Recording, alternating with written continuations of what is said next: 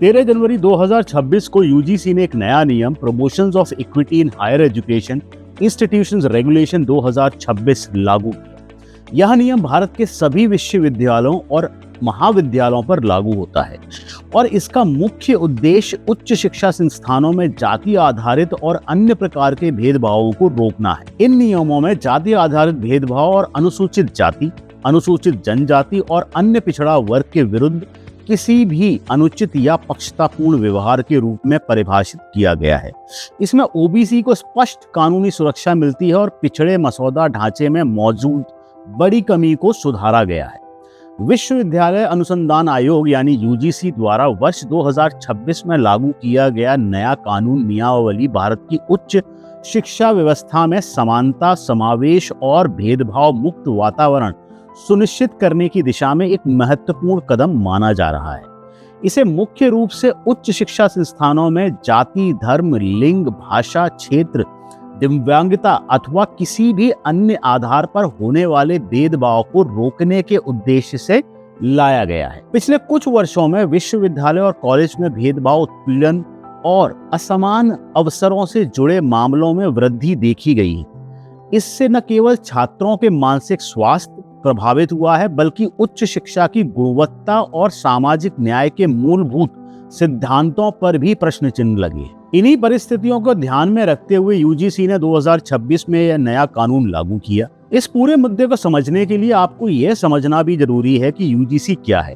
विश्वविद्यालय अनुदान आयोग यानी यूनिवर्सिटी ग्रांट्स कमीशन भारत की उच्च शिक्षा प्रणाली को विनियमित, विकसित और सुदृढ़ करने वाली एक प्रमुख वैधानिक संस्था है। भारत में राष्ट्रीय शिक्षा व्यवस्था स्थापित करने का पहला प्रयास सन 1944 के सार्जेंट रिपोर्ट से शुरू हुआ था, जिसमें एक विश्वविद्यालय अनुदान समिति गठित करने की सिफारिश की गई थी। यूजीसी की स्थापना 1956 में यूजीसी अधिनियम 1956 के अंतर्गत की गई।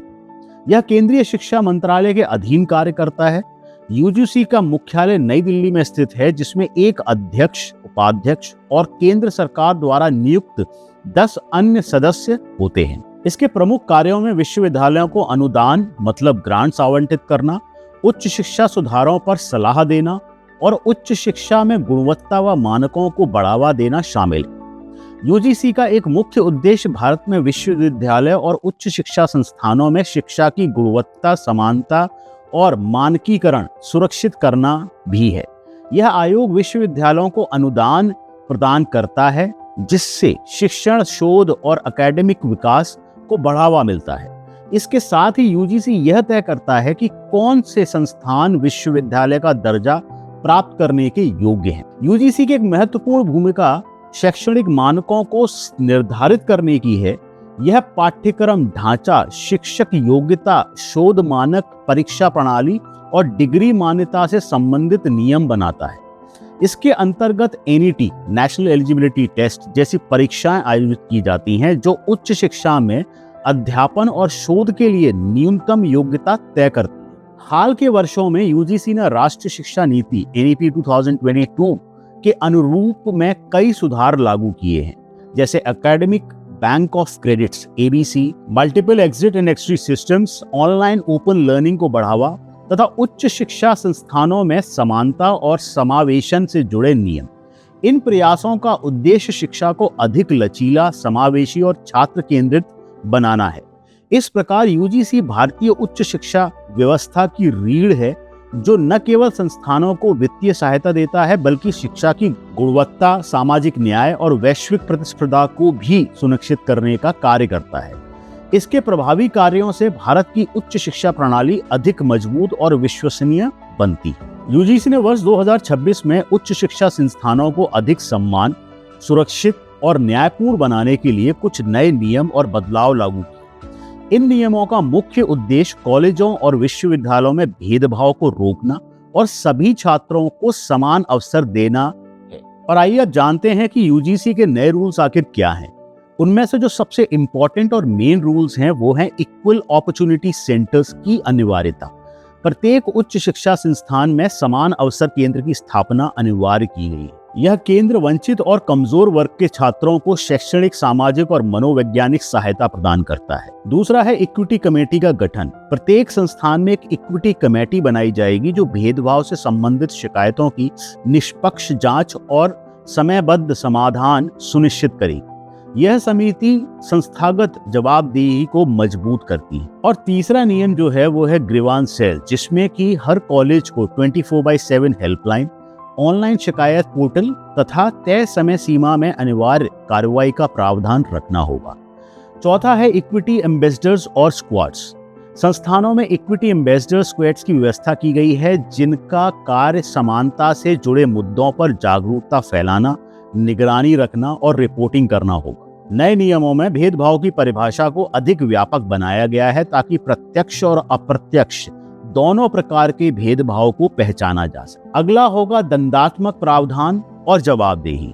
यदि कोई संस्थान इस नियम का पालन नहीं करता है तो यूजीसी को यह अधिकार है कि यूजीसी अनुदान रोक सकता है अथवा उनकी मान्यता निलंबित या रद्द कर सकता है। दोस्तों, लेकिन ये बदलाव और ये नए नियम ने एक अलग ही रूप, एक अलग ही आकार लिया है। यूजीसी द्वारा किए गए ये बदलाव उच्च शिक्षा संस्थानों में एजुकेशनल या एडमिनिस्ट्रेटिव मुद्दा न रहकर सामाजिक और राजनीतिक विवाद का विषय बन गया है। सबसे प्रमुख विवाद है भेदभाव की व्यापक और अस्पष्ट परिभाषा को लेकर।